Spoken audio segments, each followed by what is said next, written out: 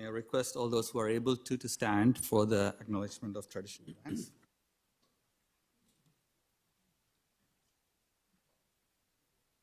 We acknowledge we are hosted in the lands of Mississaugas of Anishinaabe, the Haudenosaunee Confederacy, and the Wendat. We also recognize the enduring presence of all First Nations, Métis, and Inuit peoples. Those continue standing for the national anthem.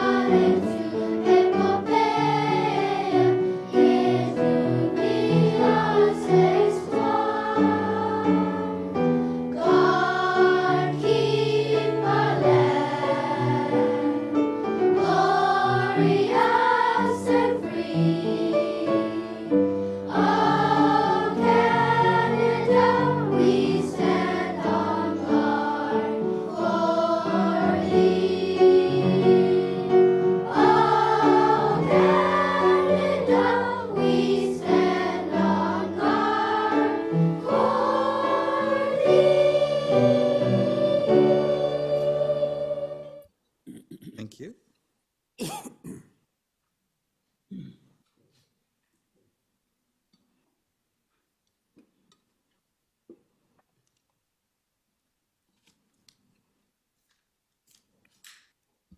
Thank you, everyone. I would like to now bring your attention to the agenda in front of you. Can I have a mover and a seconder to approve the agenda? Trustee Hassan, Trustee Laskin. Any discussion on the agenda? Let's go ahead, Trustee Pei.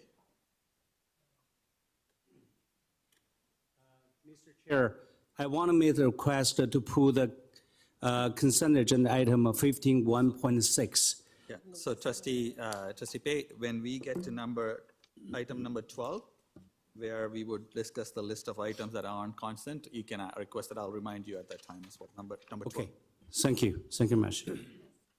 And Trustee Pei, I know you had submitted a notice of motion on the open data policy. Yeah. So maybe you can remind the trustees about the notice because that just got added now. Okay. So. Yeah, thank you very much, Mr. Chair. I want to move that notice of motion for open data policy review. Thank you. Thank you. And it's been seconded by Trustee Hastings. Thank you. So that notice of motion is now part of this agenda as a notice to go to GPC. Thank you. So any other discussions on the agenda? If not, all those in favor of accepting the agenda, approving the agenda? Anyone opposed? Okay, that carries. Thank you. We are celebrating a number of heritage months this month, and we have a number of trustees who will be speaking on different heritage months. So I have first Latin America Heritage Month. The trustees who will be presenting on that is Trustees Matthias Didavidis and Trustee Deborah Williams. I'll pass it to the trustees to take us through the celebrations for Latin America Heritage Month. Thank you, Chair. And sometimes the presentations are broken half and half, and with Trustee Williams, we decided to do something more complicated. So hopefully she'll keep me straight. But before I got into the presentation, I did want to thank the chairs, the co-chairs of the subcommittee, Alice Romo, Derek Chica, and also a special thank you to Andrea Vasquez Jimenez, who may be watching, the former co-chair. And we're celebrating this month at a different time, and we're also consolidated some of what occurred before, and I want to thank the board again for helping to make that change. And for me, it has a personal significance. So with that, wanted to start the presentation. And thank you. So this is an exciting evening for me. As I was saying, we're formally recognizing Latin America History Month in October. This aligns with the federal government designation, which declared the month of October of each year to celebrate the heritage across Canada throughout the Latin American Heritage Month Act. I am proud to have the privilege to present students, staff, and community of Latin American heritage and to stand before you as the first Latin American elected trustee of the Toronto District School Board, because of course, formerly had a different name designation. Also proud to share that the City of Toronto recently moved to do the same thing as the school board did, and this October is the first time they're doing the celebration in the same way. I'm excited to share that I continue to focus on the development of a Latin American task force, and this task force will target working with our students to identify challenges faced in the educational system by students of the Latin American diaspora and address these issues to improve their academic success. With that, I'll pass it on to Trustee Williams. Thank you, Trustee DeVitis. So, next slide, the theme. The theme for Latin America History Month is a continuation from last year, weaving our legacies, return to our collective path. And maybe I can invite Trustee DeVitis to say this, the Spanish part. Enlazar nuestros legados y volver a nuestro camino colectivo. Thank you. The focus is on weaving individual and collective legacies of resistance, struggles, joy, love, and healing as peoples of the Latin America. Abya Jala, Pachamama, and its diaspora. Wonderful. Alongside a communal purpose of raising consciousness and moving towards reclaiming our whole authentic selves, and a recommitment to reciprocal relations, solidarity, and actions toward a just world. Trustee DeVitis. So we're actually ahead one slide, so if we go back to the last one.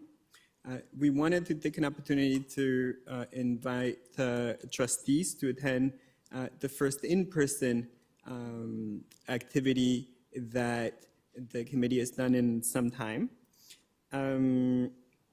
This will be on October 24th at John Poliani CI, and it will be a celebration of Latin American heritage that will include dance performances and student voice throughout the event. We look forward to having our chair there, as well as Stacy Zucker, and I think we have the wrong job description for her on the slide. So I'll skip that just in case I get that wrong. And I'll pass it back to Trustee Williams. Thank you, Trustee DeVitis. So, we are pleased to share our winning students from each category. Slide 5, selected poster category 1. Amelia, Sir Samuel B. Steele, Junior Public School, grade 2, Latin America History.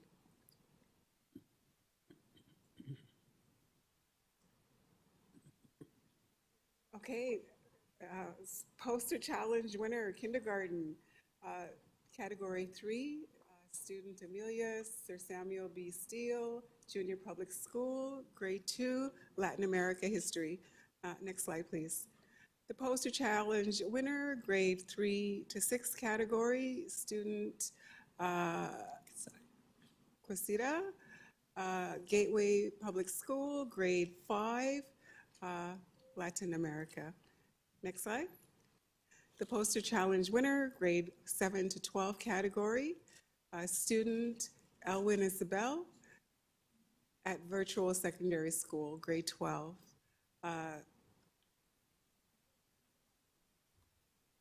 Wonderful poster. Next slide, please.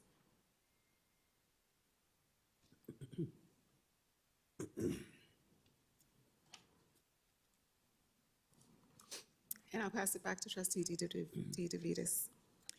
So the Latin American History Month Volunteer Planning Committee organized educational opportunities to celebrate throughout the month of October, and here are a few to share. All TDSB students from kindergarten to grade 12, they can participate Wednesday, October 16th, 2024. I guess that is next week, 10:30 to 11:30 a.m. Author reading, Alexandra Alessandri. All TDSB grade 5 students were invited to a book reading of Isabel and Her Colores Go to School. Virtual event. So finally, stay connected. Please follow us for inspiring quotes and other items on Twitter, now X, at TDSB LAHM. Right. Thank you. Thank you.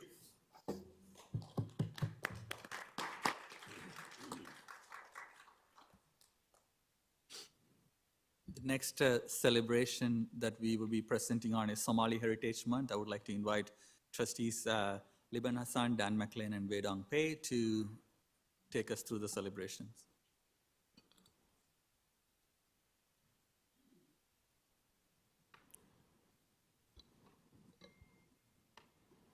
Thank you for providing us with the honor of recognizing Somali Heritage Month at the Toronto District School Board, which is celebrated throughout the month of October. This recognition follows the motion passed by the Board of Trustees on June 22nd, 2016. It's important to share at this time that in October 2020, the Government of Ontario proclaimed Somali Heritage Week Act 2020, which will take place on June 25th until June 1st.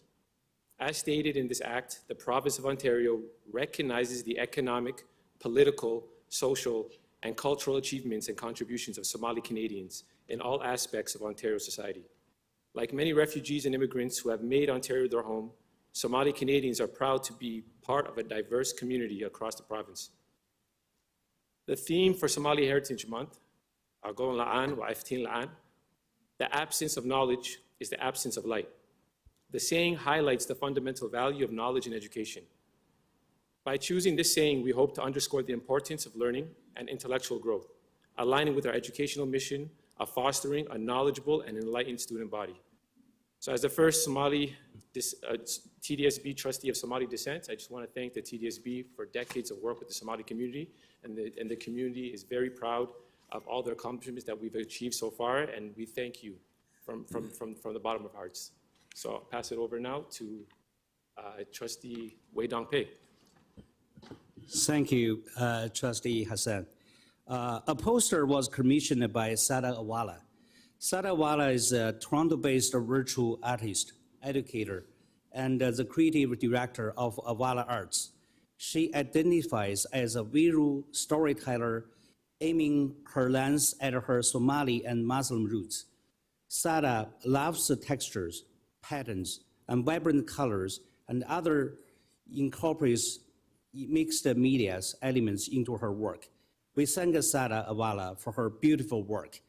This poster is currently posted on our TDSB website. It's being shared with all Toronto District School Board schools and the sites. Next slide. In keeping with the lens of the theme, of the absence of knowledge is absence of the light.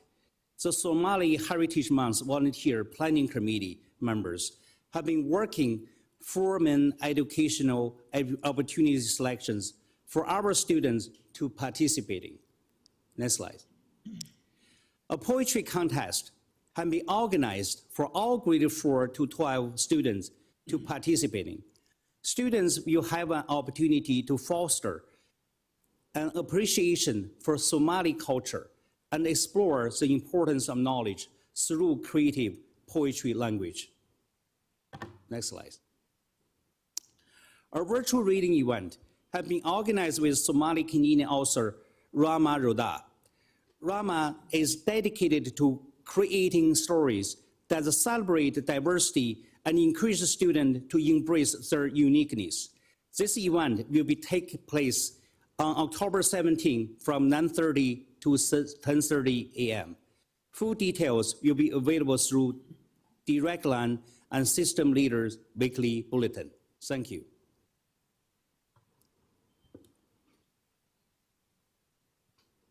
Career Day. To celebrate Somali heritage, a career day is being organized. Students from grades 9 to 12 will have the opportunity to attend an event called Visionary Voices, Career Connections for Students. The intent is to have students connect with professionals from diverse fields, including the arts, technology, medicine, filmmaking, and more, with the goal to inspire students by showcasing various career paths and success stories of Somali professionals in these industries. More details to follow in the days ahead. The poster challenge. All students will be invited to showcase their creative abilities through a poster challenge. Details will be shared in future correspondence. Stay tuned. Daily quotes are available to all educators to share at their school through daily announcements and to mark Somali Heritage Month. Additional resources are available from our TDSB professional library for all educators to use. And we invite everyone to please follow us on X, formerly Twitter, for daily messages throughout the month of October at Somali Heritage at TDSB. And I just personally, on behalf of the trustees, want to thank Service Coordinator Danny Carnevale and all the members of the Somali Heritage Month Committee for all their time, creativity, and dedication.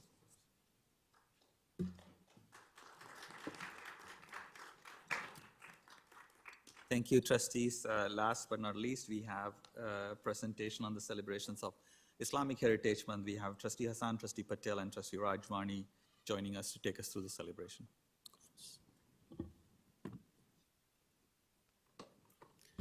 Thank you. I'll kick things off. Thank you for providing us with the honor of recognizing Islamic Heritage Month at the Toronto District School Board, which is marked during the month of October.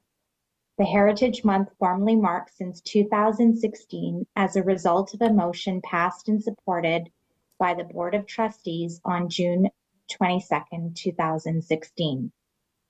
The Islamic Heritage Month is also recognized across Canada since October 2007, within our province of Ontario since November 2016. With the establishment of the Islamic Heritage Month Act, proclaiming a month to be Islamic Heritage Month in Ontario will provide all Ontarians, both today and in future generations, with an opportunity to reflect, celebrate, and learn about rich and long-standing Islamic history in the province and the diverse roles and contributions of Muslim people and communities across Ontario. This new understanding will in turn help combat anti-Islamic sentiment. The theme of Islamic Heritage Month this year is Sabr and Shukr in Muslim communities. Sabr is patience, perseverance, and persistence, which are essential to accomplishing goals, overcoming obstacles, and dealing with setbacks. Shukr is gratitude that allows one to recognize one's blessings and can take the form of words, feelings, or behaviors. Every day, we find ways to face challenges, both small and large, and with a combination of sabr and shukr. This Islamic Heritage Month, we will explore how sabr and shukr are woven into the lived experiences, histories, and cultures of Muslim communities. Next slide, please.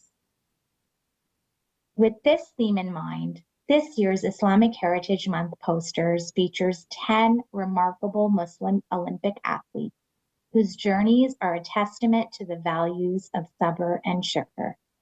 Competing at the 2024 Paris Olympics, these athletes overcame significant personal and professional challenges, embodying resilience, faith, and perseverance at the highest level. Each athlete's story showcases how sabr and shukr are not only principles of their faith, but integral to their success. The posters highlight their achievements, reminding us with patience and gratitude, greatness is possible even in the face of adversity. A copy of the posters have been sent to each school and along with a 3-page supplement offering more information about these athletes. I'd like now to pass it on to Trustee Liban. The Islamic Heritage Month Volunteer Planning Committee members have been working on educational activities to mark the Islamic heritage during the month of October. Let's highlight a few of them.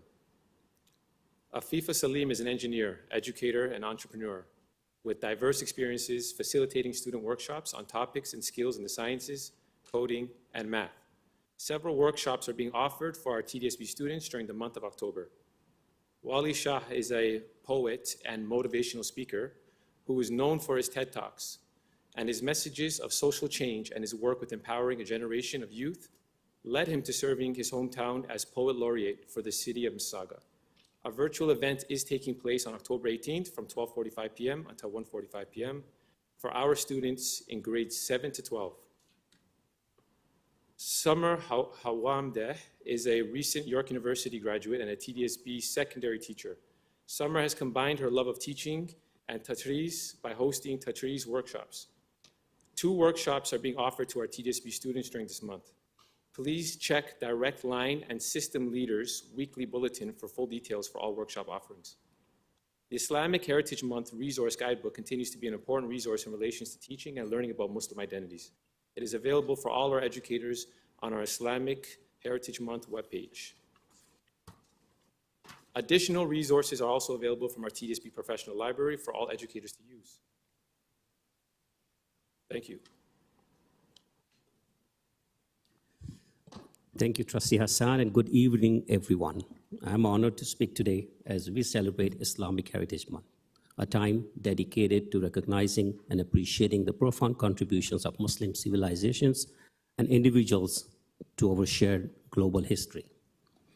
Throughout history, Islam has been a catalyst for knowledge, cultural exchange, and societal advancement. From the golden age of Islam that flourished between the 8th and 14th centuries to the present, Muslim scholars, scientists, artists, and leaders have played a pivotal role in shaping the world we live in today. During the Golden Age, scholars from Islamic world preserved and advanced knowledge in areas such as mathematics, astronomy, medicine, and philosophy. Names like Al-Khwarizmi, the father of algebra, Ibn Sina, a pioneer in medicine, and Al-Biruni, an astronomer and a geographer, continue to inspire students and researchers across the world. Islamic culture has left an indelible mark on arts and architecture. From the stunning Alhambra in Spain to the Blue Mosque in Turkey, Islamic architecture has shaped the aesthetics of the built environment with its complex geometric patterns and calligraphy.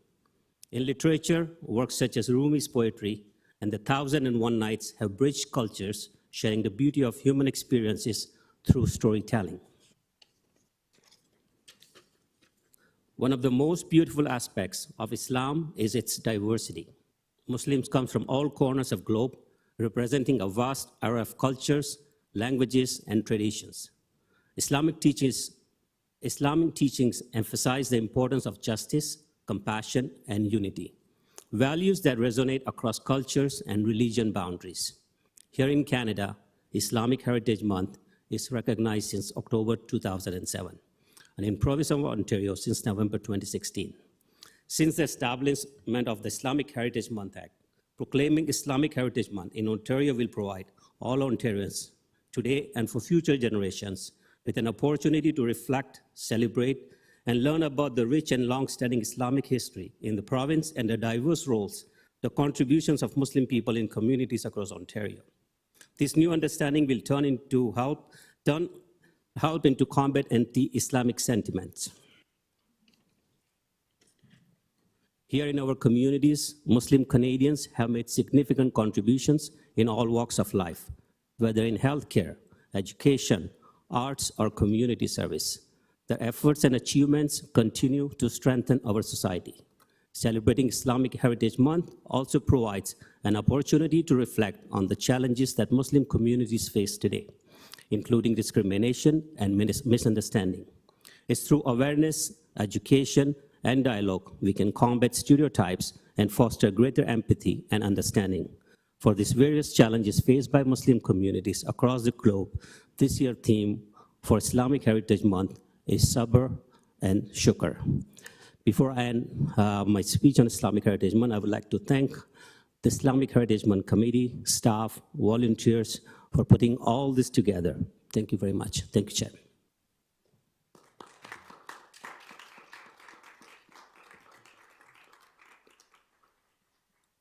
Thanks to all the trustees who took the time to learn about the Heritage Month activities and present us today, and thanks to all the volunteers. Even though our staff are in the committees, they volunteer their time outside their role to do these Heritage Month activities along with community members. So I would like to thank our service coordinator, Danny Carnevale, and all the staff who put in their time to make sure that these Heritage Months are celebrated in a meaningful way in our system. Next item on the agenda is Chair's announcements, so I will present my remarks. Good evening and welcome to the October 24th regular board meeting. To begin tonight's meeting, I want to provide a brief update on our advocacy work since our last meeting. Following our last regular meeting, I wrote to Minister Dunlop urging the Ministry of Education to implement a comprehensive anti-hate strategy in Ontario schools, building on previous communications and motions from us aimed at addressing rising incidents of hate and geopolitical tensions. We propose the development of a clear definition of hate, the creation of a policy program memorandum to guide school boards, and comprehensive training for educators to manage these complex issues effectively inside our classrooms and in our schools. On behalf of the board, we also recommended revising the Ontario curriculum to enhance civics education, ensuring all students are equipped with the knowledge for engaged citizenship, both inside and outside the classroom. I'm confident that together we can foster welcoming, inclusive, and respectful school environments that uphold our core educational values for all TDSB students and staff. Last month, I also wrote to Ontario College of Teachers to request an urgent review and update on their professional advisories on mental health, bullying, and the use of electronic and social media based on the motion that passed. Given the diverse needs of over 236,000 students and the rising incidence of hate and geopolitical tensions affecting our schools, it's essential that these advisories reflect the contemporary challenges. We specifically sought enhancement that support mental health in the context of socio-political stress, address new forms of bullying, and provide guidance on managing online interactions. These updates are crucial for equipping educators to foster safe and inclusive environment for all students and all of our staff. I'm pleased to inform you that Ontario College of Teachers has already responded and is currently working on updating their advisories for the coming year. I'll be sure to communicate these developments as they are announced or are shared with me. Last but not certainly least, I shared a letter to update the Minister of Education on the recent student excursion to Grassy Narrows River Run, aimed at supporting the Grassy Narrows First Nation in addressing mercury contamination. Following community concern and significant media attention that students may have been involved in political demonstration, TDSB, we launched an investigation. But once the ministry announced that they will be conducting an investigation, we had paused our investigation. In turn, the Board of Trustees have pledged full cooperation with the ministry's investigation. We requested a timely completion, and we also wanted to advance a review of the TDSB's excursion policy. We have also asked for monthly updates on the investigation's progress with a commitment to transparency and accountability. As always, I'll keep you apprised of any updates regarding our advocacy work. I also want to shift a bit to our leadership at the staff level. I want to take a moment to thank Associate Director Louis Frisco and Associate Director Stacy Zucker for stepping in as acting Director of Education over the past few weeks. Their support has been crucial during the transition period, especially with recent staffing changes in the senior team at the board. I would like to extend a warm welcome to all the new members of the senior team. Many of you have been hired or promoted recently, and express my sincere gratitude to those who are moving on from their positions to other things. We will miss you. Hopefully you stay connected. I was happy to assist in many of the hiring processes for several leadership positions, and I'm confident that we will have a strong senior executive team to lead us into the coming years. I want to also take this opportunity to provide an important update in relation to director search, the work that's being done by Director of Education Search Committee, led by Trustee Sri Skandaraja. As we move through the process to select a new permanent Director of Education following the retirement from the TDSB Director, Colleen Russell Rollins, I wanted to share our plans for the months ahead.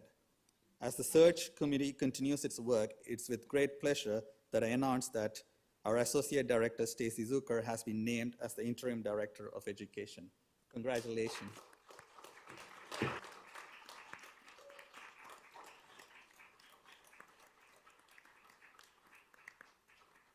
Earlier today, trustees unanimously approved the appointment of Stacy, who is currently the Toronto District School Board's Associate Director for Modernization and Strategic Resource Alignment, the position she has held since August 2022.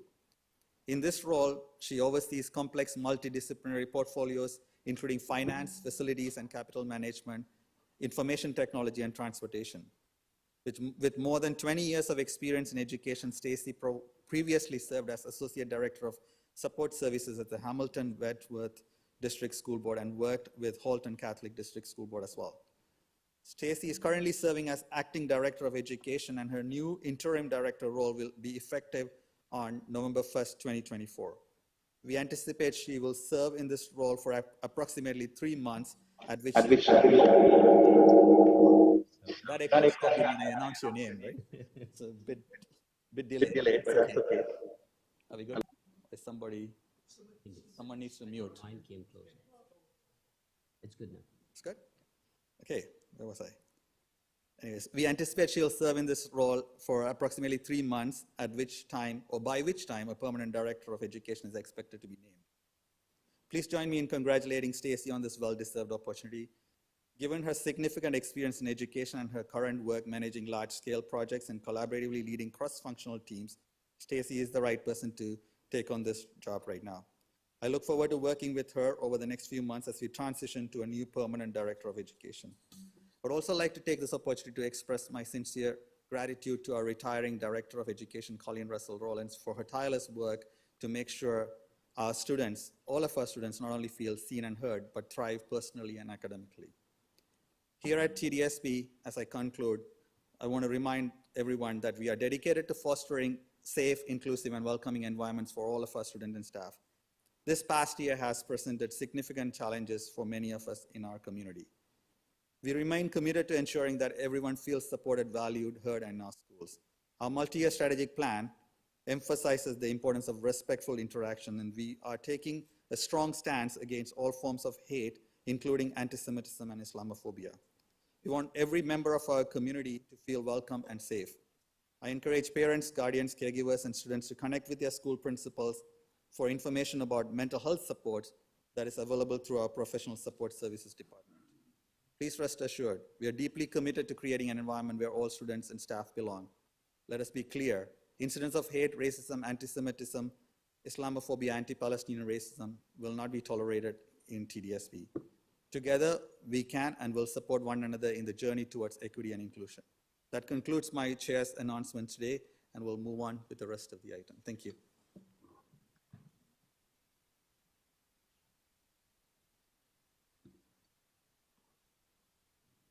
Thank you, Chair. Thank you for the report. I wondered, have we heard anything from the Ministry of Education beyond their public announcement into the inquiry on the Grassy Narrows River Run? Have we heard directly from them? Thank you, Trustee Dawson, for the question. I checked this morning. Until this morning, we have not heard anything from the ministry around what the investigation would be, who would be investigating, or what the framework or scope is. If staff have any additional information that has come after I checked in with them in the morning. Sorry, through the chair, we have not heard anything. Thank you. Thank you. Okay, so is it correct to say that there is no current investigation happening whatsoever? Thank you, Trustee Dawson. Currently, we have suspended the the investigation pending information from the ministry, I would be more than happy to send another email or a letter asking for update on where it is at. I think it's time, because it's been more than a couple of weeks, I think, from the time it was announced. So I will be able to follow up and ask for what the next steps are. Thank you.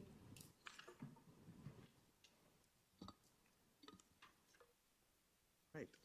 Thank you all. I will move on to the next item, reports from trustees appointed to external organizations and student trustees. Maybe we'll start with our student trustees. Please join us with your report. Good evening, everyone, and welcome to the October, the Halloween spirit when it comes from the high school students, but also the spirit of getting right back into the work that we do here at the board level. To start off, we'd like to first start off our report by thanking you all for your time and getting right into it. When it comes to OSTA ACO, so the Ontario Student Trustees Association, I was privileged to be able to attend a Black Trustees Caucus meeting with OSPA, and we were able to discuss multiple topics when it comes to the Black student experience, but also Black trustee experience, and how we can move within action towards improving those experiences across the board and translate that to other racialized students as well. Jenny? So moving on, from Friday, September 13th to the 15th, the Student Senate attended a leadership retreat where we enjoyed a weekend of learning, bonding, and leading. Students participated in activities such as a hike, leadership development, and a discussion on the new structure of the Student Senate in regards to the new Learning Center structure. Thank you, Jenny. Moving on to our overall initiatives, there was a successful advocacy within menstrual equity across the province. So within that particular initiative, I was privileged to join alongside various different other student trustees and stakeholders within the province. We were invited by Minister Smith, the previous Minister of Education across the province, and Shoppers Drug Mart to address their advocacy and our advocacy that we do work with within various different student organizations across the province to advocate for menstrual equity, and the overall idea that menstrual equity is equity in general. We were able to announce a very successful initiative to renew the ministries will provide 23 million menstrual products to school boards across Ontario for the next 3 years, which was an amazing accomplishment for students and us as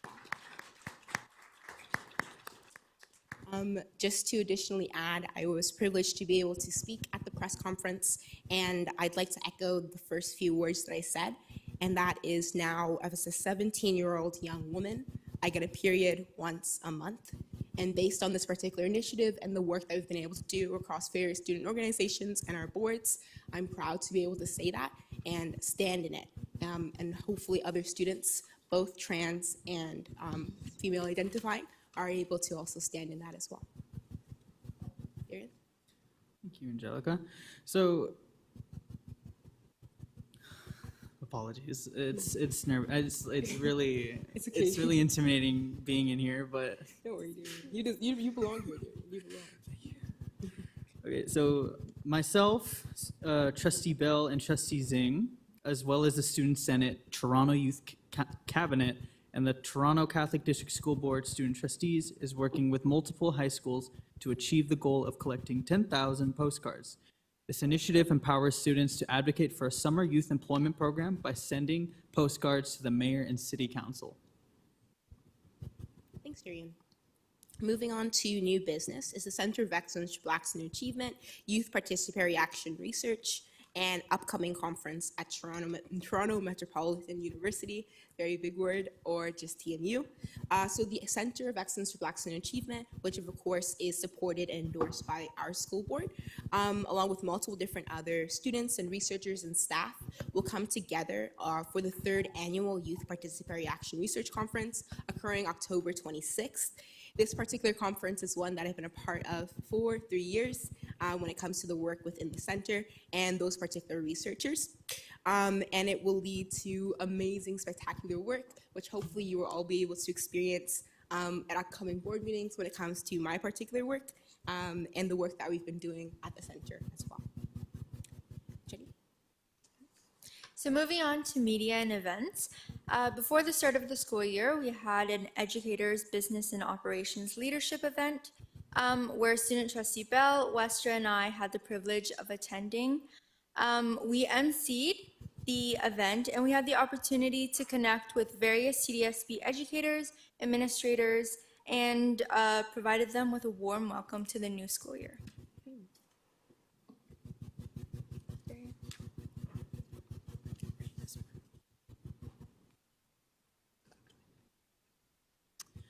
So on August 29th, student trustees Bell, Zing, and myself had attended the 2024 Joint School Safety and Wellbeing Symposium with representatives from SafeTO, the Toronto Transit Commission, and the Toronto Police Services, where they highlighted the importances of student safety, school drills, and mental health. Moving on to in the news, I personally was interviewed by the Toronto Star regarding the TDSB's new NBE3U course. I gave my input on what I thought about the course and how more educators can have more resources to be taught the course. I also expressed my concern for the lack of First Nations people mentioned in other courses. Now to you, Angelica. Thank you, Darian. To build on is also our work with CBC Radio. So this is the second time I was invited on CBC Radio for the topic of just the back to school initiative and how students are feeling. We're able to hear from students from ages around 5 to 6 all the way up to 16 to 17. So it's always a wonderful way to start off the year, and I was privileged to do so for a second year. I was interviewed again by CBC.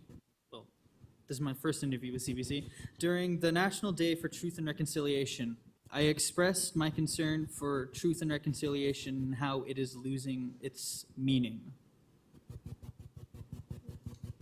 To end off, I also want to highlight that student trustee Bell was interviewed and made it to print on the front page for the Toronto Star for her comments on cell phone use in classrooms and the overall impacts it can have on student experiences across the board. Additionally, student trustee Bell was in the CBC article with Minister Smith for her remarks and experiences within equity and menstrual education. Thank you very much. Thank you. Thank you. Thank you, student trustees Bell, Westra, Indigenous Student Trustee Westra, and Student Trustee Zing for your work and representing Toronto District School Board in many avenues that you have found to be connected to fulfilling our students' education and well-being. Thank you very much. We have Trustee Dawson. Did you want to add update from CNE? I'm pleased and honored to be the TDSB representative on the Canadian National Exhibition Association, having served as the member appointee since November 2022. The summer festival season ended on a high note for the Canadian National Exhibition, with final attendance numbers surpassing expectations. Big crowds were forecasted for the Labor Day weekend, which organizers hoped would tip the scales to 1.4 million visitors in total, following a slow start that was hampered by bad weather. After weeks of gathering ticket redemption through CNE's online and gate ticket sales, as well as through retail, promotional, and community partners, the final official tally for this year's CNE from August 16 to September 2, 2024, came in at 1.49 million visitors. Organizers predicted approximately 300,000 visitors over the last 4 days of the CNE, traditionally capped off by the Canadian International Air Show. Actual attendance from the weekend of August 30th to September 2nd was close to 450,000 visitors, one of the highest attended weekends in recent years, and surpassing pre-pandemic attendance in 2019. At this year's CNE, visitors enjoyed a variety of programs, including crowd favorites such as Kids World and activities at the CNE Farm Program. Events in Kids World included Toronto Public Library's mobile book collection, Birds of Prey show to learn about birds and the ecosystem, Aqua Cirque, Gabby's Cat-tastic Dance Party, Peppa Pig's Dance Party, Aaron Matthews Magic Show, and Drag Song and Story Spectacular stage shows. meet and greets with Gabby, Peppa, and Alex, the beaver, the CNE's mascot. The CNE also provided sensory inclusive activities and facilities. The Sensory Bin Station, in partnership with Autism Ontario, as well as the Culture City Sensory Activation Vehicle and Sensory Bags to cater to individuals who need facilities such as these. Inside the farm, located in the Better Living Center building, children could enjoy Kids Ag Venture, an interactive area for children aged 3 to 10 to experience what it would be like to live and work on a farm, including milking mechanical cows, feeding chickens, and selling their products. A key program of the CNE offered for over 20 years, the Rising Star competition for 2 categories, a junior, ages 6 to 12, and a youth, ages 13 to 21 age range, offers youth from across Ontario an opportunity to showcase their skills and abilities to a large audience. This year's winners were Jessica Tang for vocals in the junior section and Jasmine Suter Flores for dance in the youth category. The CNE had 6 organizations participate to decorate large sculptures, the CNE mascot, Alex the Beaver. Each organization worked with people with disabilities. The sculptures were placed in pairs at 3 of the CNE's entrance gates. Each group received an honorarium from the CNE, and the participants and their families received passes to the CNE to see their sculpture on display. The organizations who contributed this year were ADIS, Creating Alternatives, UHN Toronto Rehabilitation Institute, the Linders Center, Variety Village, Jake's House, Luminous Community Services. And finally, I'm excited to share the CNE has a long-standing tradition of distributing CNE Kids Passes to underserved communities and school boards across Ontario for more than a century. More than 1 million schools Kids Passes are sent out annually to elementary students in the GTA, offering free CNE admission for children ages 13 and under, totaling upwards of 30 million passes since the program began in 2019. New this year, the CNE rolled out a brand new look for its 2024 School Kids Passes designed by grades 6 and 7 students at the TCDSB. The design of the 2024 CNE School Pass was awarded to the TCDSB as part of a new community initiative to engage local school boards and based on the school board with the highest redemption rate in 2023. I'm excited to share that I'll be working with the CNE and the TDSB local neighborhood school, Alexander Murrah Gladstone Avenue Junior and Senior Public School, on the 2025 School Kids Pass Arts Project. I look forward to reporting out on that project. The CNE also offers 20,000 community admission passes, mostly through municipal and provincial agencies to serve communities at risk. And that's it for my report. There is additional information in our blue folders, and I'm happy to take any questions. Thank you very much, Trustee Dawson. Don't see any questions. Thank you very much for your report and your work.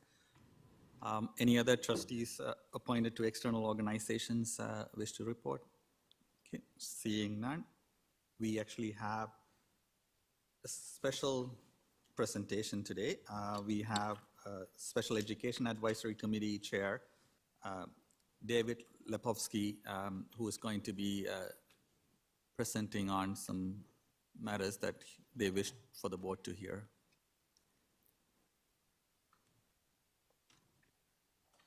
And for those who are also interested, there's a written submission in the blue folder that has a detailed report as well. Good evening, and thank you for the opportunity to speak to you this evening. Before I get to the details of my specific request of you, just a public service announcement, got it, and a request of you.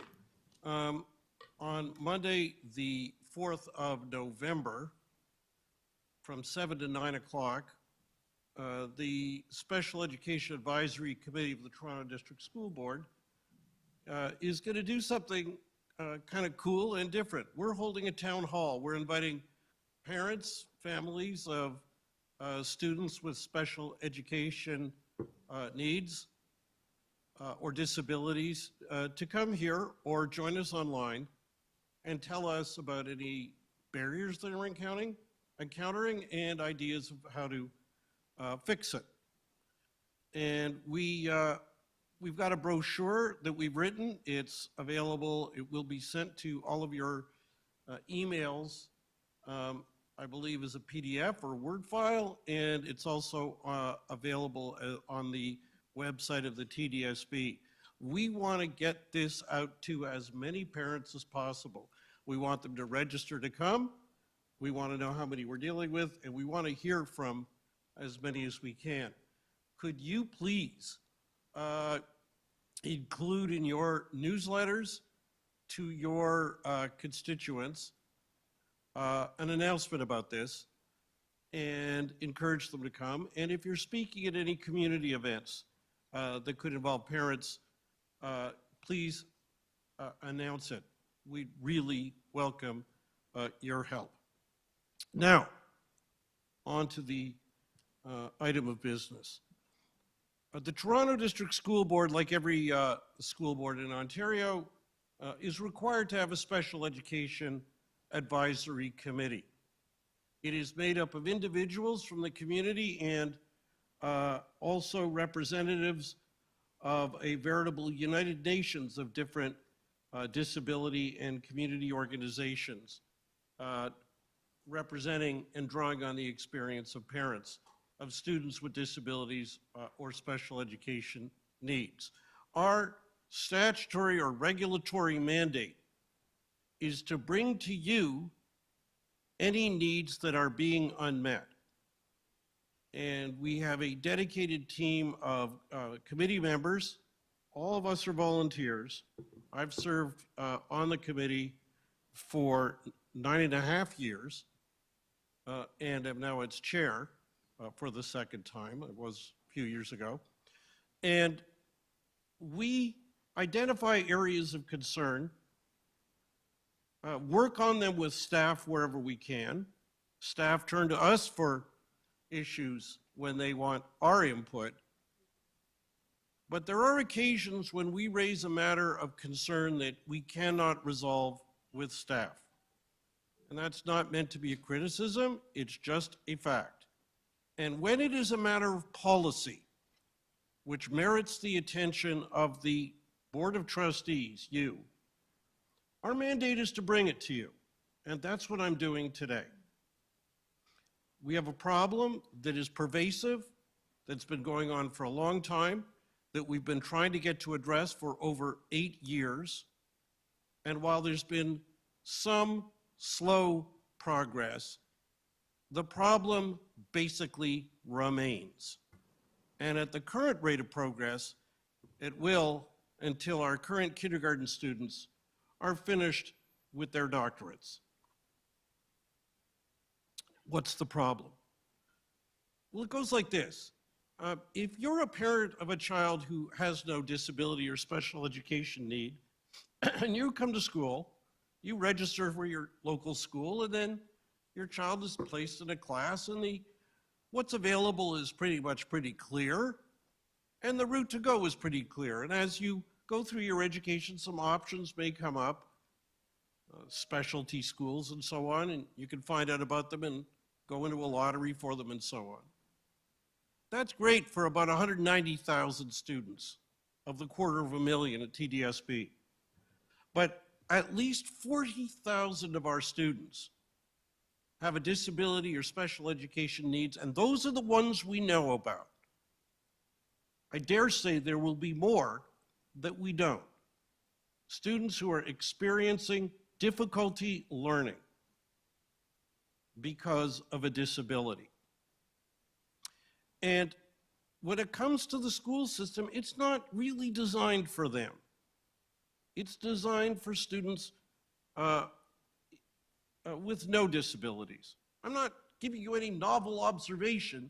This is well known. So we try to provide options, accommodations, programs. Sometimes it's called special education, though that term doesn't cover it all, for these other students.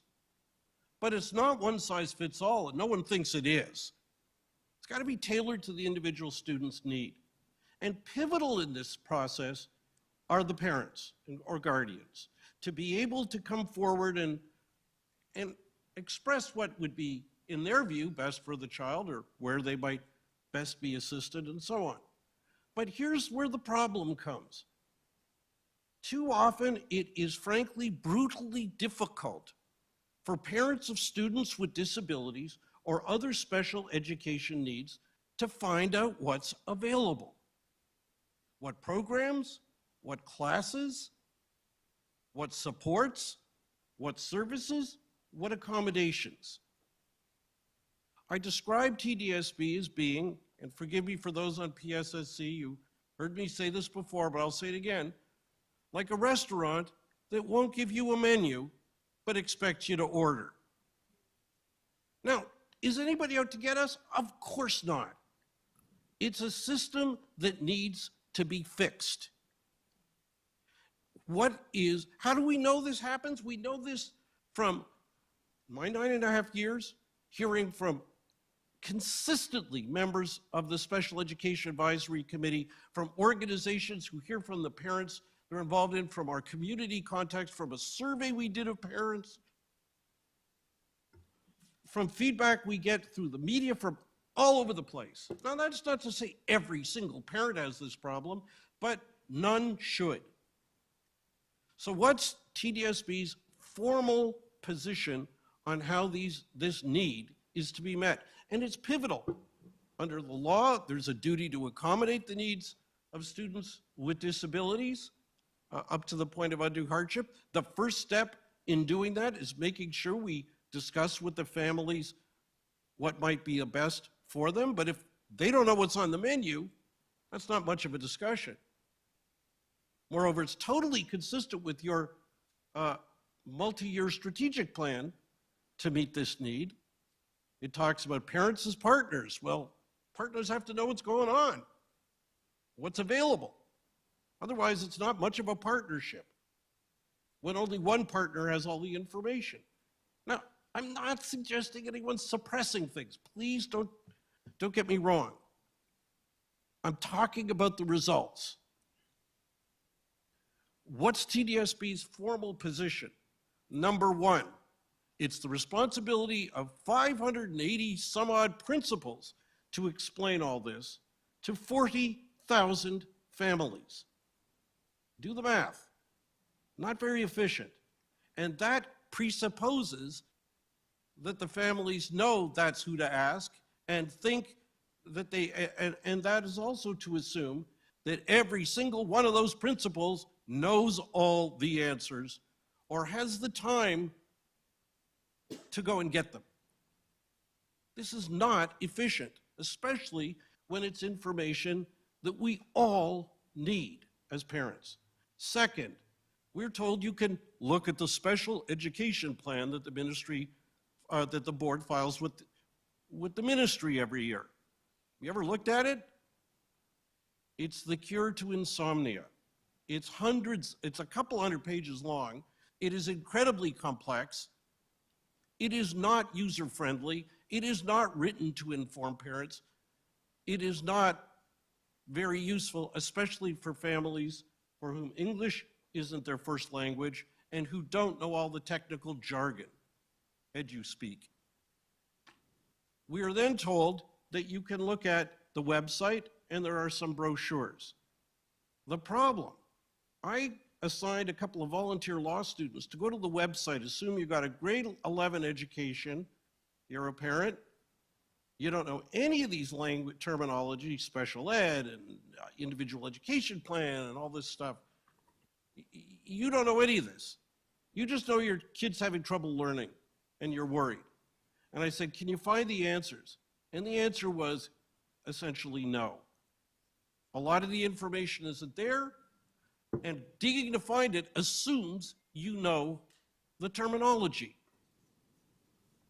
It's not in plain language. Same for the brochures. So we've asked, SEAC isn't coming to you because we just pulled this out of our ear. We've been giving detailed feedback, marking up brochures, detailed suggestions to staff for years now. And I've been involved in this personally, so I can tell you firsthand. And have they made some changes? Yes, they have. Are they enough? No, because the contents of most of what you need is still not there, and there's still way too much techno jargon. It's not in plain language. And are we talking about complicated stuff? No. Answer stuff, maybe 4 questions.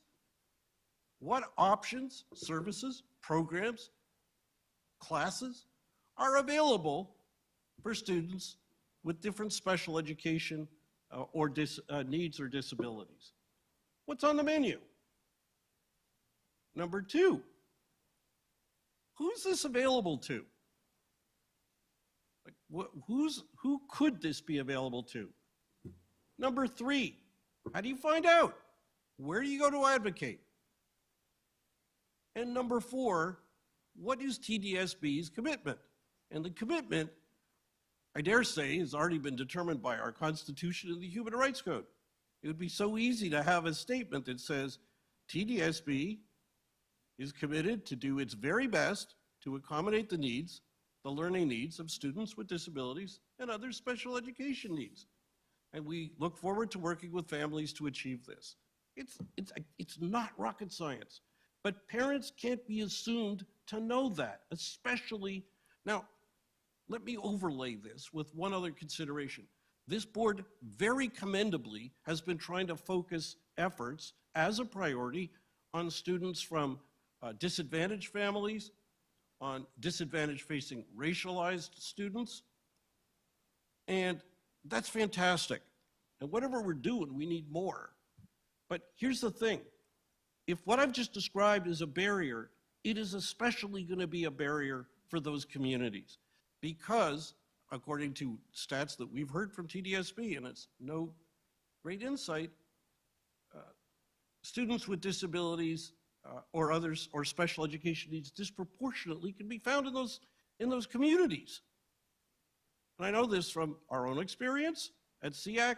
We know this from our collaboration with the Inner City Advisory Committee, where we've discussed this. So, what do? Well, we took this, we passed a motion last June, took it to the Program and School Services Committee 2 weeks ago. And for those of you who were there, I apologize. You've heard this song before. I hope I've added a verse or two.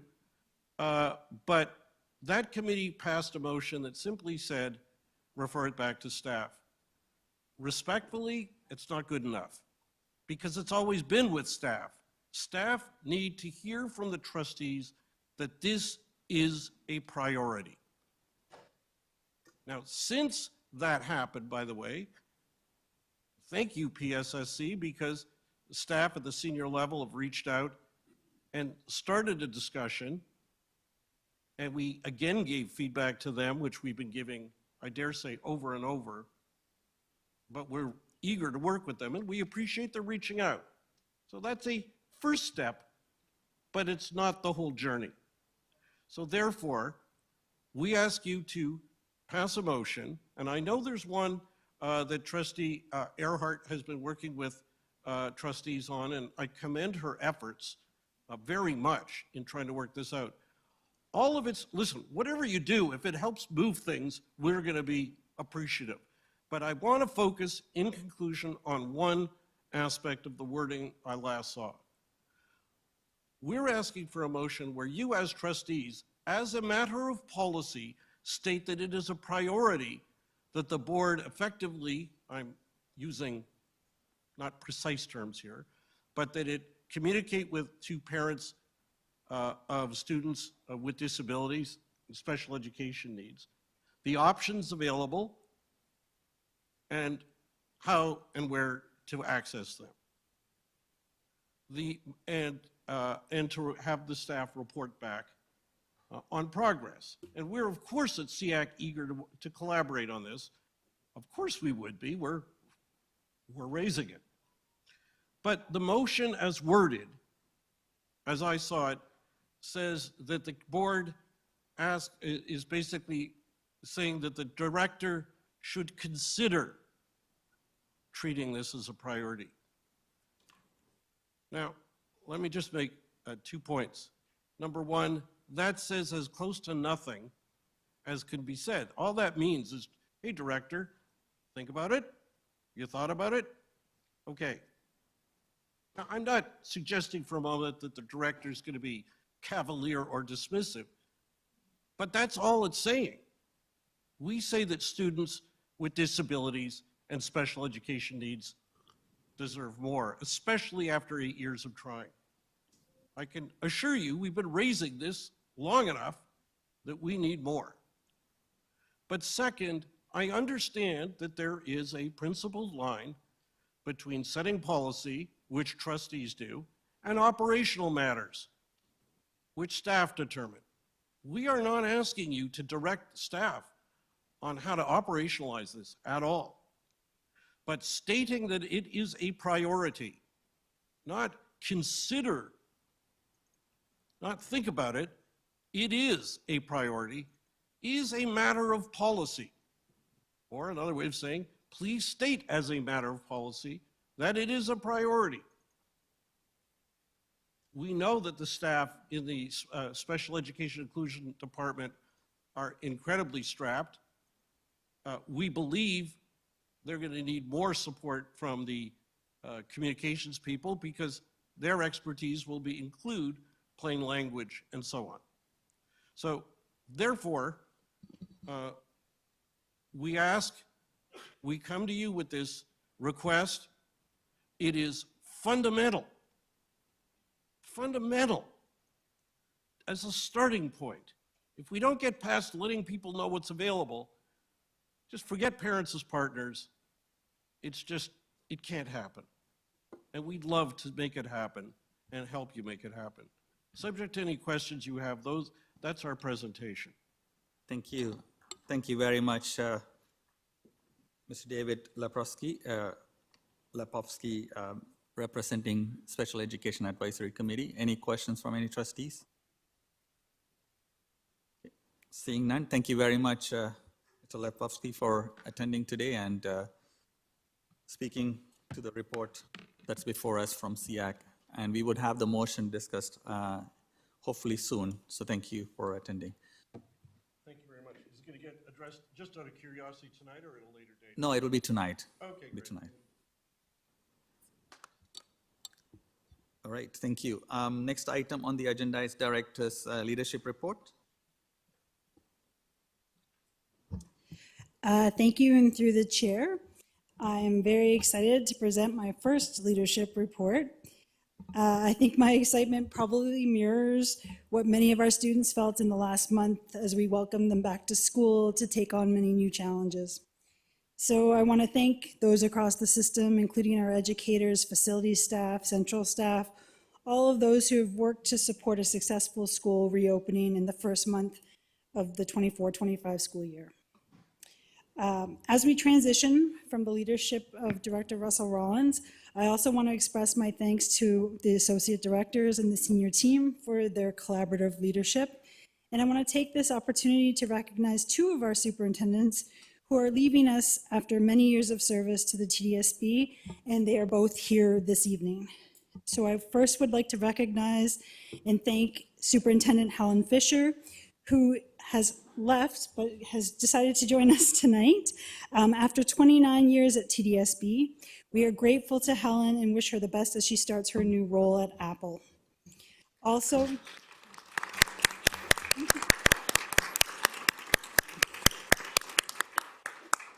thank you, Helen.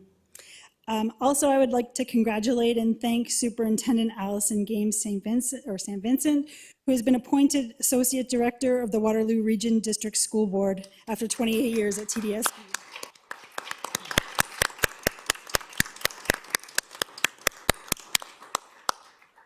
Thank you and congratulations to you both. I'm grateful to all members of our community for beginning the school year by building a foundation for safe and welcoming schools. The focus now and throughout the year will be on building bridges of understanding, care, and compassion, where schools are the places where all community members feel a sense of belonging and joy, and where we embrace a climate of mutual understanding and respect. As we continue to grapple with the sense of loss that many communities have experienced over the past year, we recognize our collective responsibility to maintain safe and welcoming environments for all our students, staff, and families.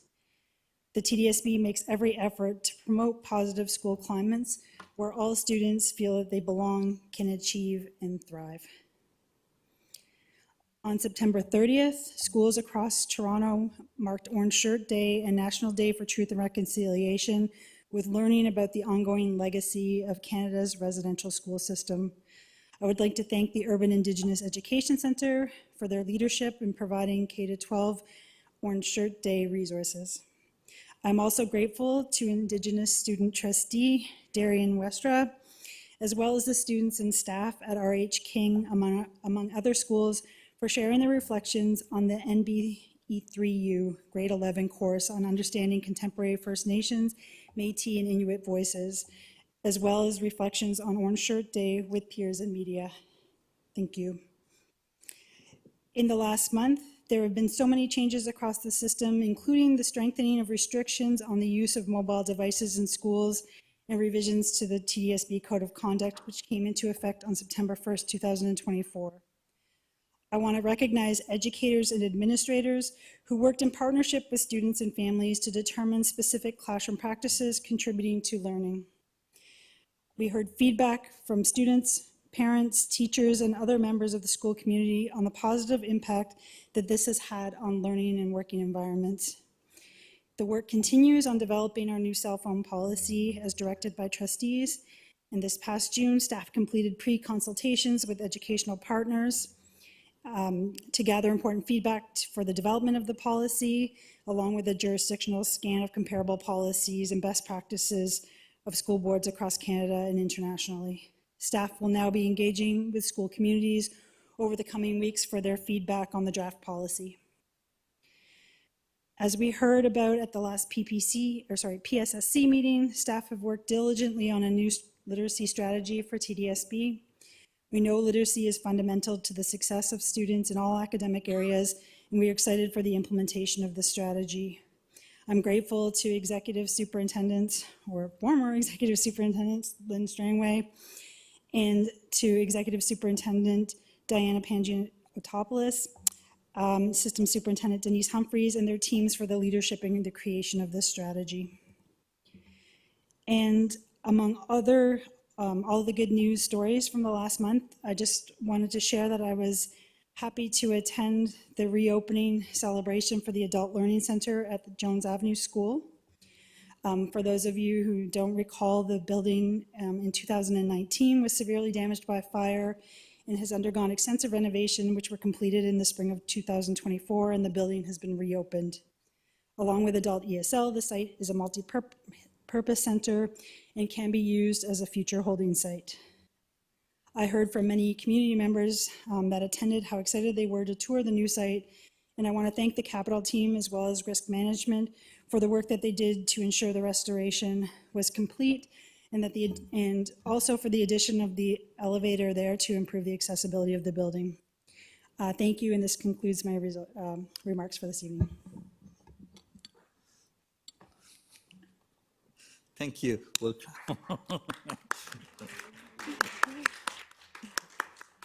may not happen at every meeting though, but we'll do that. Thank you. Thank you, Acting Director Stacy Zucker. I will move on to the next item on the agenda. Trustees, you've looked at the agenda and the materials. Any declaration of possible conflict of interest? Okay, hearing or seeing none, we move on to the next item where we will be discussing matters to be decided without discussion.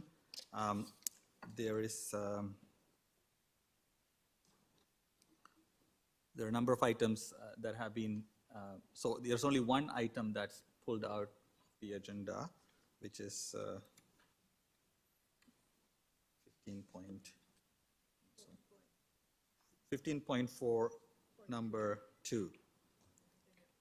15.4 number 2 is the only item that's pulled off consent. I believe Trustee Pei, this will be their time if you're requesting any other item to be pulled out of consent. Okay. Thank you, Mr. Chair. I would like to ask the board to consider to put item 15.16, my minority report, the motion reinforcing institutional and professional boundaries, geopolitical issues out of consent agenda to be discussed by the full board. In the view of the events that cause a special meeting of the board. Trustee Pei, before you speak to it, Yeah. can I ask if there's a seconder for this? Trustee yes. Hastings, okay. You can speak to the reason for why you would like it to be pulled off, not necessarily debate the motion. Thank you. That's right, okay. In the view of the events that caused a special meeting of the board 2 weeks ago, and in view of the pronouncement of the Minister of Education and the Premier of Ontario on the urgent need for all Ontario public school boards, especially this one, to foster a safe and welcoming environment where divisive rhetorics and propaganda is left outside school grounds. This motion could not be more relevant or more timely. This motion is about doing the right thing to make our learning spaces safe and inclusive for all our students, and to protect our board's property from being used in the way that undermines its fundamental objectives. Trustee Pei, just speak to the rationale. I understand it's connected, but if you can. Yeah. So I think for this board, our foremost mandate to make our schools safe and welcoming to all students. So I sincerely hope my trustees would consider to have me put this motion by minority report is like out of consent agenda today. Thank you. Thank you, Trustee Pei. Just wanted to mention the item number that we are looking at. Sure. So when the trustee is going to vote, can I ask for recorded vote for this? Sure. Yeah. Any other trustees wish to speak on this item? Seeing none, this is Trustee Pei, what's the item number again? 15.16. Is 15.1.6. 15.1, number 6. Yeah. Okay, so it'll be a recorded vote. It'll be through e-scribe. If no other trustees are speaking to it, we will ask you to vote on e-scribe. This is just a motion to pull the if you agree, and you need 2/3 of the votes. It's to pull the item. Yes, pull the item.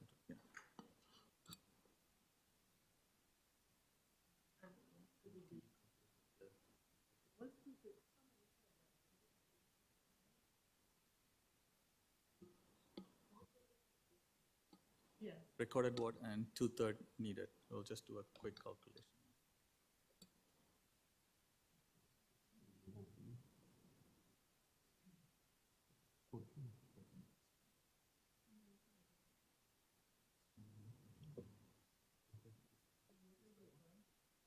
Okay, the vote is open. Please vote on.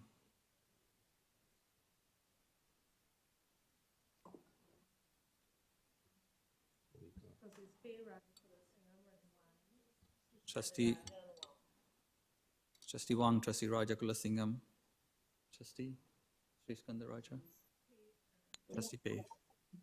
Trustee Wong in favor.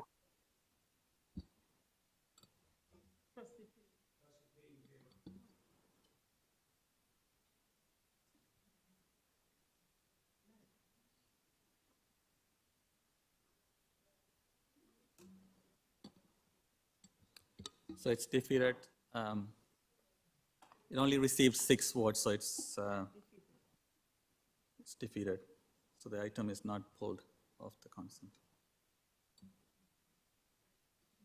Thank you. We need a mover and a seconder to accept matters to be discussed without discussion. All the items except just moved by Trustee Laskin, seconded by Trustee Hassan. All those in favor? Anyone opposed? Okay, that's carried.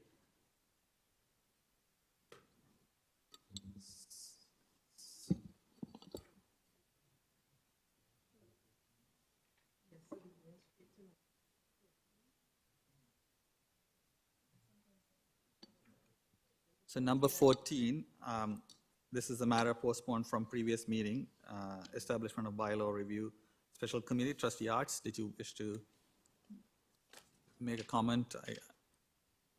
Yeah, I think you already circulated by email, Mr. Chair. Because Trustee Luskin and I were going to withdraw the motion if that is the will of the board, because there were changes to the Education Act late this summer that came along that require staff to actually make a number of changes to our bylaws to reflect the new legislation. The work is going to have to happen anyway. So what we talked with staff about was that a report would come later this fall on the required updates to our bylaws due to the new legislation, and a committee was not necessary to do that at this point. And if people are, there were some trustees that expressed an interest in reviewing other aspects like delegations and improving that. There is a separate procedure, and that aspect of discussion could happen through a separate motion. Unless Trustee Askin had something to add. So you're withdrawing the motion. Okay. All right. Thank you very much. I don't think you need to do anything more with that item. Move on in the second. Nobody objects to that? Okay, that is good. Thank you. So we only have one other item left. That is 15.4, number 2, Special Education Advisory Committee, part of the report, right of parents, guardians, and students with disabilities, special education needs to know about TDSB programs, service and support, and how to access them. Trustees wish to speak? Just 1 second. Trustee Erhard, are you? I don't have anyone here. Yeah, Trustee Erhard. Trustee Erhard, go ahead. Is this all right? Yes, thank you. I didn't have a question, but I was hoping to move a business arising motion after this motion. Okay, so we will ask for a mover and a seconder to accept this item. Moved by Trustee Hassan, seconded by Trustee Dawson. All those in favor? Anyone opposed? Okay, that's carried. Trustee Art, do you want to introduce the business arising motion? Thanks very much, and I'm hoping that staff could put it up on the screen. This is a motion that's, I mean, really that I hope speaks to what SEAC Chair David Lepowski just spoke to us as a board on. It's seeking to elevate the motion that SEAC passed and have the board essentially elevated. And so there, as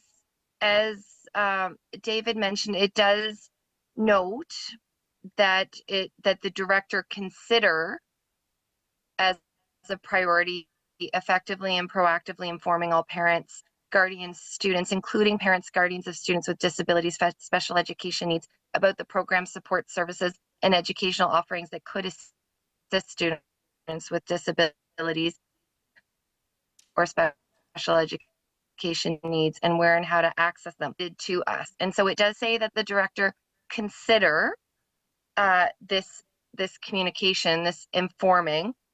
I am on a personal level inclined to agree with our SEAC chair that I don't believe for matters when it comes to I believe that for this that isn't necessarily needed. That being said, if we're not seeing progress by the work in spring 2025, the board would have the option to put forward a stronger motion through more direct policy. And so we still have that option moving forward.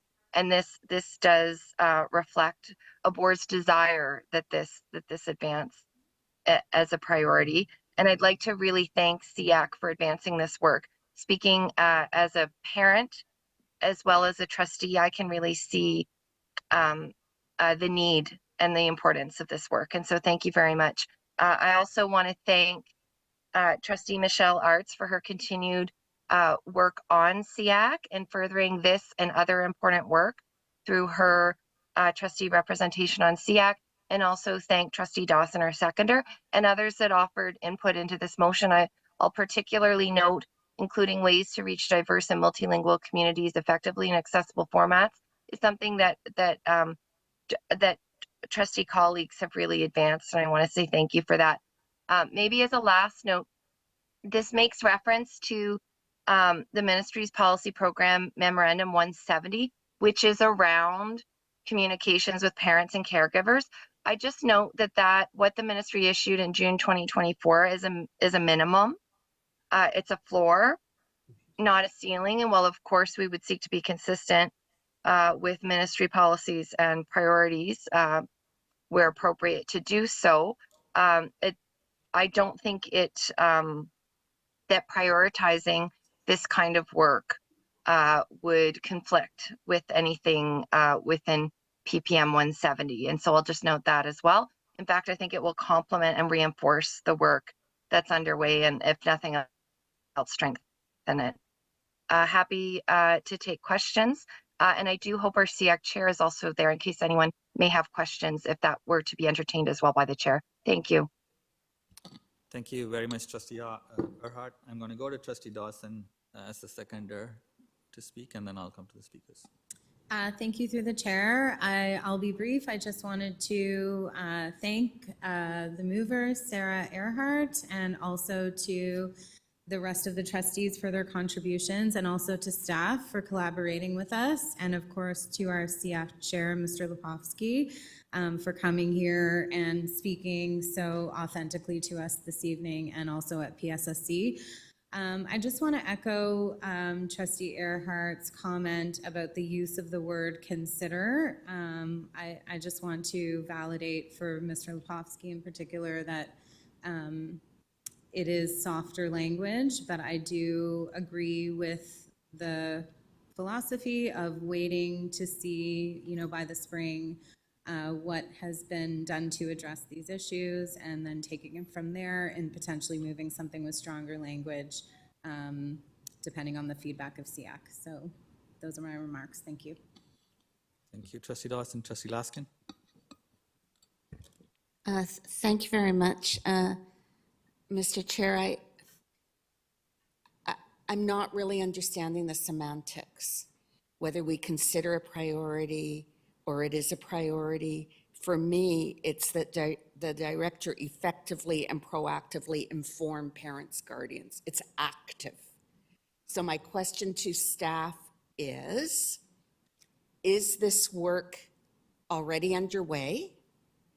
And will we work to effectively and proactively inform? And if that's the case, then I'd like to make an amendment to strike consider as a priority and just do that the director effectively and proactively inform. Mr. Chair, I'd like to hear from staff.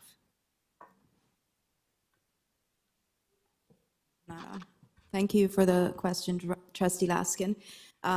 As outlined in our department's annual report for the past 2 years, communication and engagement with families, parents, guardians, caregivers has been one of the 4 priority areas for the Special Education and Inclusion Department. We feel exactly the same way SEAC does in terms of prioritizing how we communicate with families. And we've actually been meeting with not only SEAC, but the K-12 Standards Work Group every single month, sometimes more than once a month, so that we can get the work continuing to be done. So we have been engaging, in short, to answer your question, we've been engaging in this work for a number of years now, and we have been responding actively, engaging other departments in the TDSB as well, to respond to the asks of not only SEAC, but of the K-12 Standards Working Group, so that we can improve our communication strategy for families. May I ask a follow-up?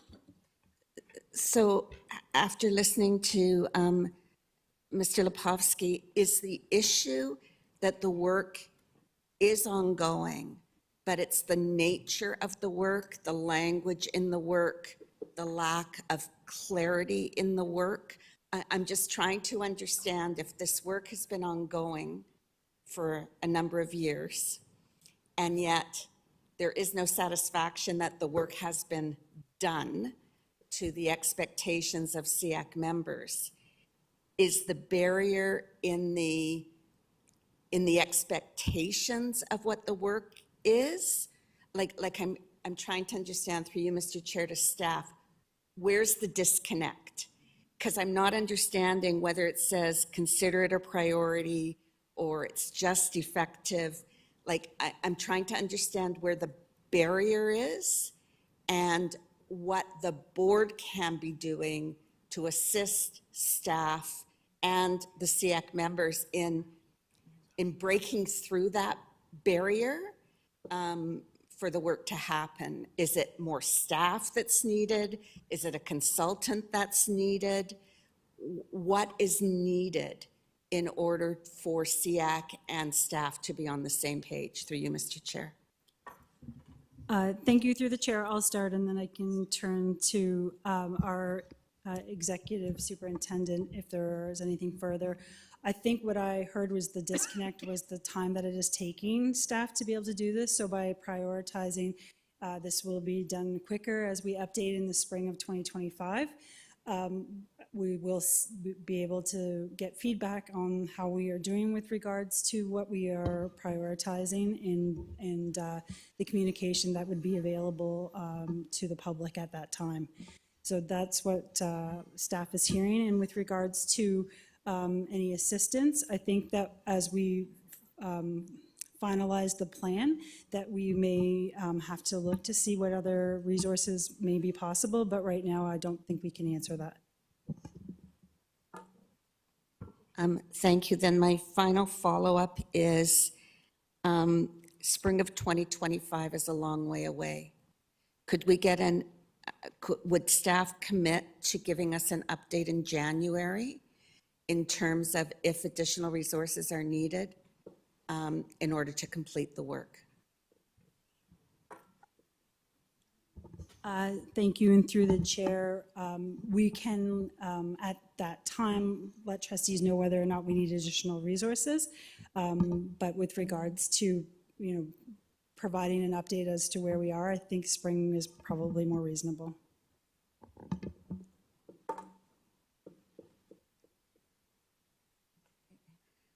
When the Alternative Schools Advisory Committee set out to update the information on alternative schools, it didn't take a couple of years to do that work. So again, please help me understand in terms of prioritizing what work is going to happen. Notices to all principals, Canadian Tire language, flyers to parents. I mean, I'm just not understanding why we have to wait 5 or 6 months to understand that work. Is it the collaboration issue that takes time? I'm really not quite getting it. Through you, Mr. Chair, to staff. Thank you. Through the chair, we can endeavor to do it quicker, and if we do have it, then we would be able to provide it.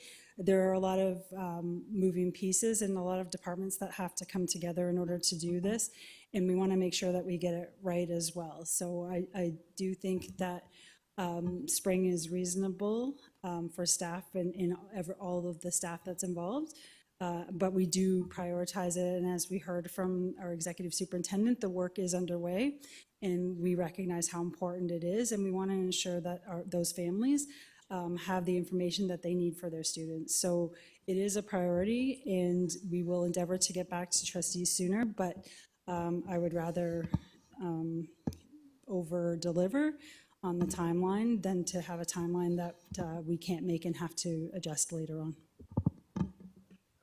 Last question then. I get the number of moving parts.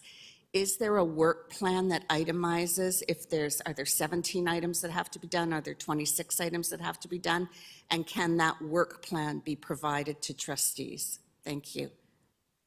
Thank you. Absolutely. We have an action plan, we call it, that was co-created with the K-12 Standards Work Group.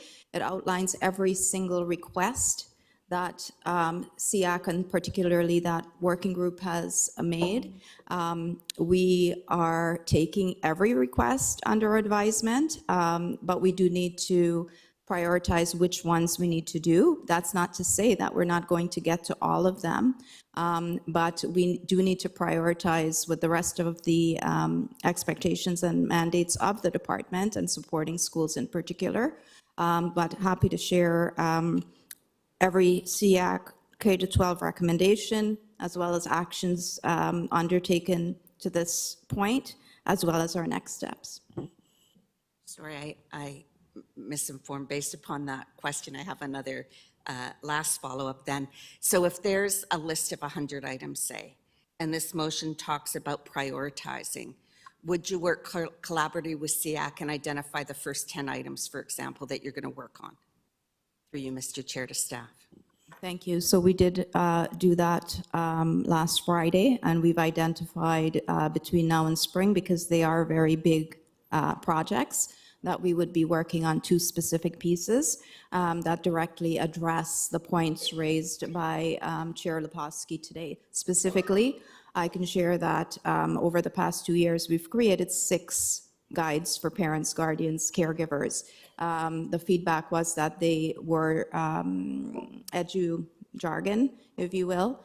We do remain consistent with ministry language. However, one of the priorities will be to have an addendum in simplified language to go with each of the guides that we've created and translated, and our parent guide is available in Braille as well.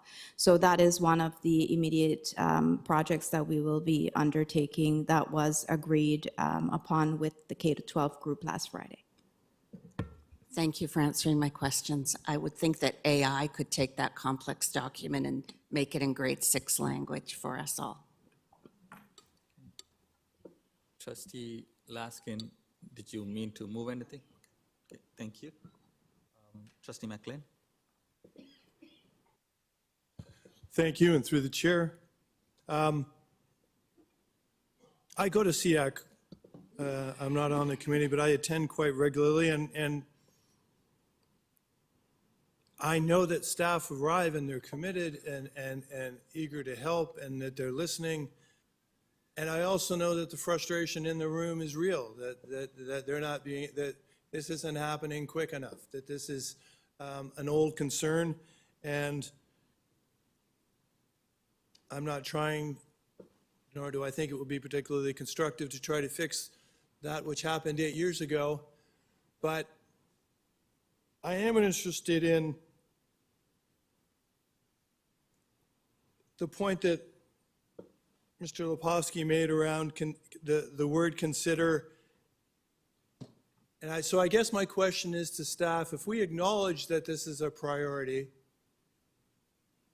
for us and that we're working on it, and this is an active thing for us, does staff believe that the word consider is necessary? And if so, why?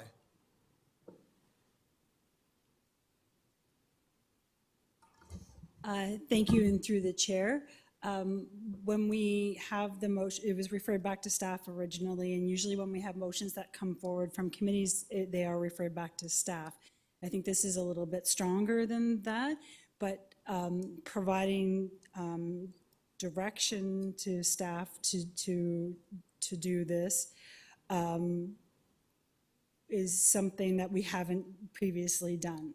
And so I believe and under the Education Act, you can direct the director, but directing the staff to do this is not in accordance with the Education Act. So I think that the consider is an important word. That being said, as you've heard, we are committed to this, and I know that when the update comes back, that we will be very far along in this process.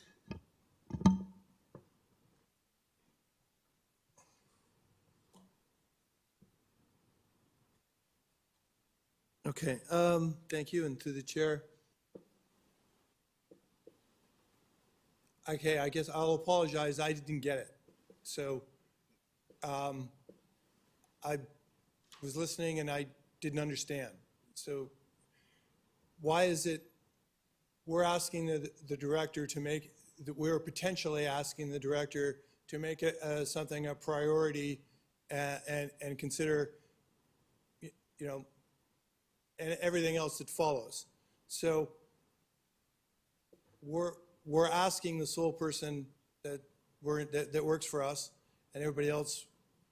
So where's the, I'm having trouble finding where the problem. So, and I appreciate you swung once. Maybe like this entire problem, maybe you could dumb it down so that I'll get it, so that it'll be in. But I think we'd like to make it a priority. I think staff is making it a priority. So I think saying out loud and passing something that acknowledges that would be of comfort to SEAC. So I see the value in that, and I'm not understanding the downside.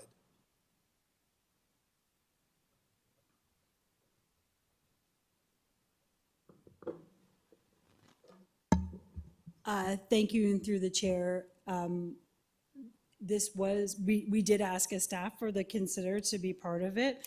There are, as you've heard, this is a priority, but we have many, many, many priorities. And so we want to make sure that as part of this, it's not going to be necessarily, as you heard, exactly what everybody is asking for. And so the consider also is helping us to determine which of the suggestions that are coming forward are going to be acknowledged. But as you've heard, we do plan on getting to all of them, but I think that there has to be some discretion with the director to be able to make those decisions. Thank you. Go ahead, Trustee Shen, you're next on speakers list. Thank you. I'm just passing the chair to Trustee Patel. I'm struggling with this a little bit too. I understand the concern because the way it is written about informing parents, talking to parents about what the programs are an operational matter. I understand that part. So telling staff to do something that is operational is a problem. But I think originally when this motion was developed, and we saw the previous versions, it was asking for a communication plan or action plan or something like that. And making, so basically I think what trustees are asking is make the communication to the parents a priority. How you do it is something operational. But I think make the communication to the parents a priority at the scale that is necessary, because at this time, we know communication is being done. I mean, you could say that staff are already fulfilling you could bring a report tomorrow and you could show how you're doing it. But we also know there's gaps. And I don't disagree with Mr. Leprovsky to say that I have seen that myself as 15, 20 years ago as a youth worker to today, parents still call me with the kind of limited information they are provided, inaccessible language, confusing structures, acronyms that even we still continue to not fully get. So it is a priority that we would like to communicate as a board of trustees. It is perfectly all right for trustees to say, we would like the staff to make this a priority. And to say, we leave it to you, whether you make it a priority is not leadership as far as this board is concerned. At this point of time, we need to show leadership to say, we want this to be the priority. And you can come back in your update to say, yes, you want this to be the priority, this is what we are doing, but in order for us to do this, this is what is needed, and so on. But I do think that communicating as what we want it to be a priority could be seen as a policy direction. A multi-year strategic plan that we came up with here is prioritizing process, and that is part of our role. So I think there's some semantics that got into the way in this, that we are not directing staff to follow Canadian Tire. You could follow some other place. It's not about like your expertise in communication that's being challenged, but it is the need that exists for communities to know more, communities to understand more, participate more.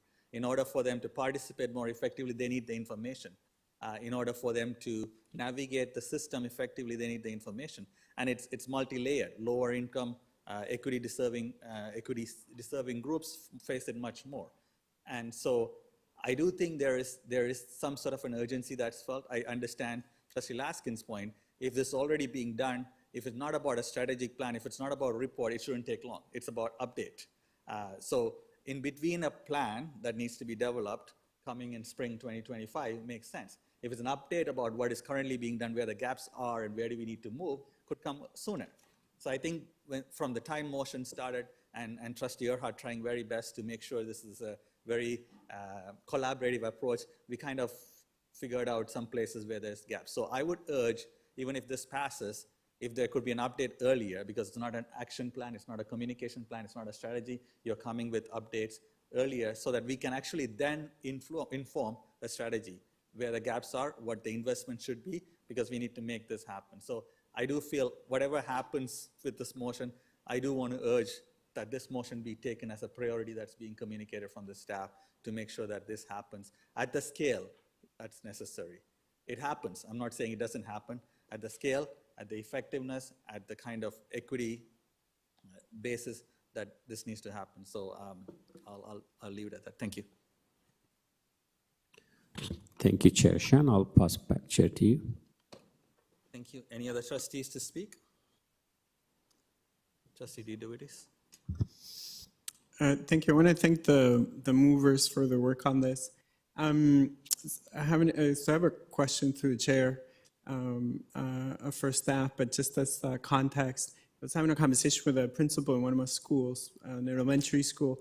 They were explaining, parents need to sign on to a number of different tools online in order to get information. They have 3 different usernames, and then they explained to me 3 weeks into September, about 17, 18 parents had completed all the tasks out of 300 kids in the school.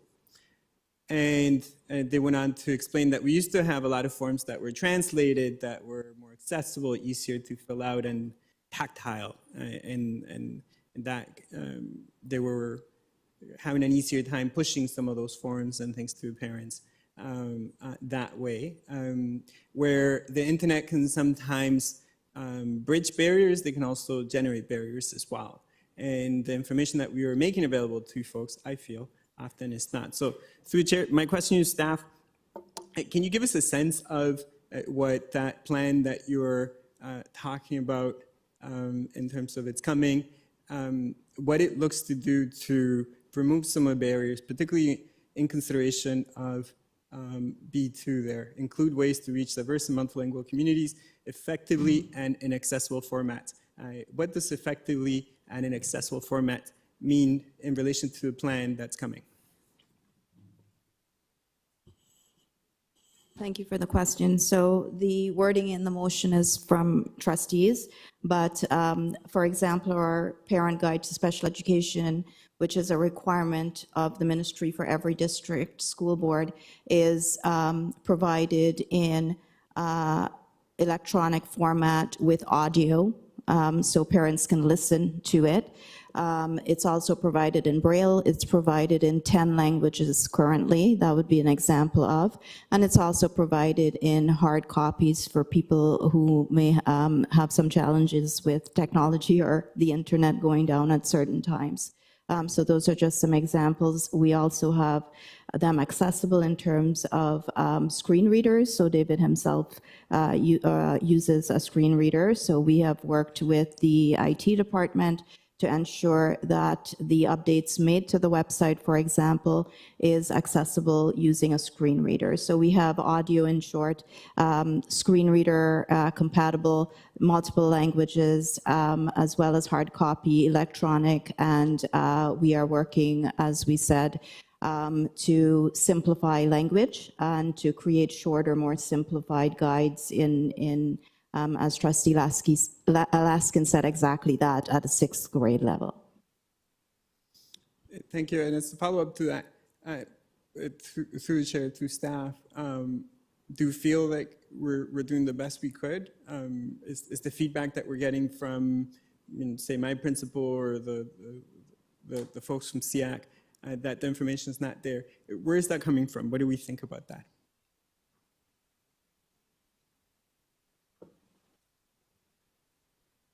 So the question to staff is, why do we think, through the chair, why do we think that there are folks out there that feel that we currently aren't able to get the information to people that we need it when they need it? Thank you. So another one of our priorities is building capacity of school-based staff to be able to respond to families. And sometimes it is true that families themselves, not just for special education questions, but any questions about their children's education, could have challenges finding information, and they would go to their home school or their neighborhood school principal to be directed to that information. So one of the priority areas for us is working with school-based staff through professional learning, as well as frequent and transparent communication in order to build their capacity to be able to support families. I think the key piece here that I'd like to share is that when we do hear that there are challenges with accessing, our priority is to address those as quickly as we can, Trustee, and that's what we've been doing, collaborating very closely with SEAC to also get some of that feedback and input, and then addressing them as quickly as we can. Thank you.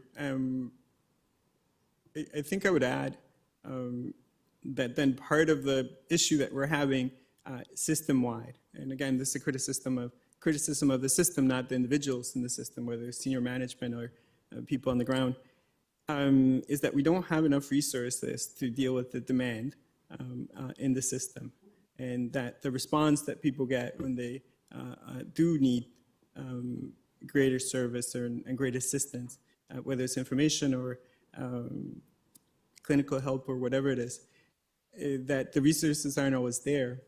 And one of the things that systems do sometimes when that happens is that, whether intentionally or not, we obfuscate. We make things more difficult for folks. And I see that across different systems in Ontario, not just within the school board, and it's definitely not intentional. But one of the things that I think we do need to acknowledge in order to be able to better assist people is to become more transparent. So I'm happy to hear that the work is in progress. But I think we also do need to acknowledge as the board that system-wide, that there are a lot of parents out there that are frustrated by the level of service that they're able to access. And some of it is structural and is above my pay grade here, because it comes from the level of service that is funded through the funding formula. But we do need to have an honest conversation about what we're able to do in relation to demand, because I think we would all agree, as school board trustees, that there are a lot of parents out there that feel that we don't provide the service that our parents with students with special needs need. Thank you. Thank you, Trustee Dediveris. Trustee Rajakulasinghe. Thank you, through the chair. I want to thank the movers for this motion. When I think of increasing ability of all students to access education, one thing that comes to mind are parents as caregivers, how they are partners in that. And I want to thank the movers for including diverse and multilingual communities, effective, accessible formats. But I'm also thinking about how sometimes in certain communities, and I'm being very careful to say this because I don't want to reinforce stereotypes. Sometimes in some communities there could be resistance to having conversations with the principal about accessing special education needs, talking about their children who may have disabilities. Those initial conversations. I've been on school visits for the past few weeks, and this is a conversation that keeps coming up. And I'm wondering, when I think of a communication plan, do we also need to include, how do we have those conversations with parents initially to debunk these theories or myths? Because I feel like in a lot of communities, we haven't normalized the conversations around students with disabilities and different types of needs they may have. So I think before we can, I think one way that we need to really increase access for students is to get parents on board. And sometimes certain communities, caregivers are a bit resistant. And I'm just wondering how do we debunk that?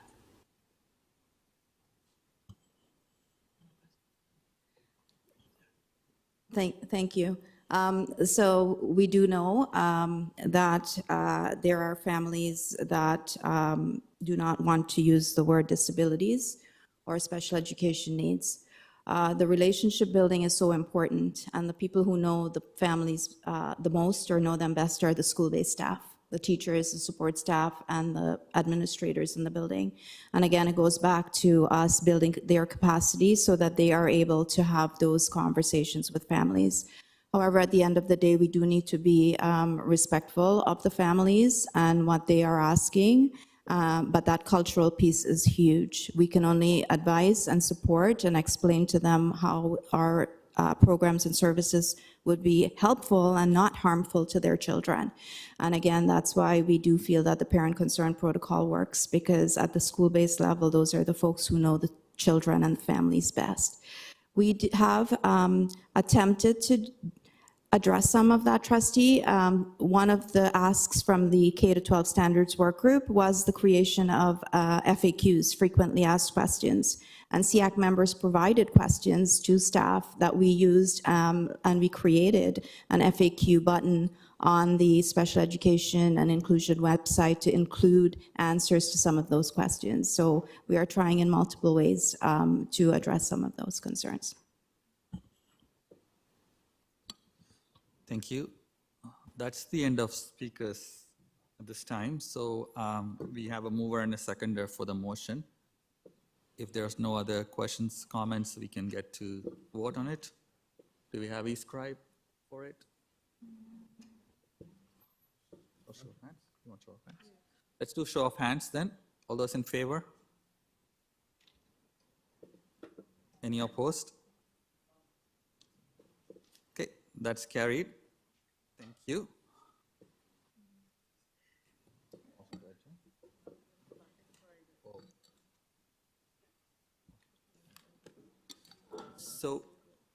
So we are at the end of the public agenda, which is great, but we have a private item that didn't quite get finished.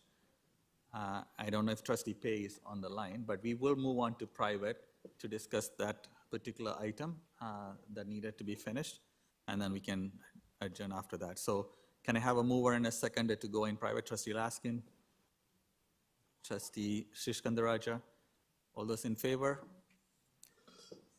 Okay. Anyone opposed? Okay, we are moving in private. I think Director, Acting Director, please.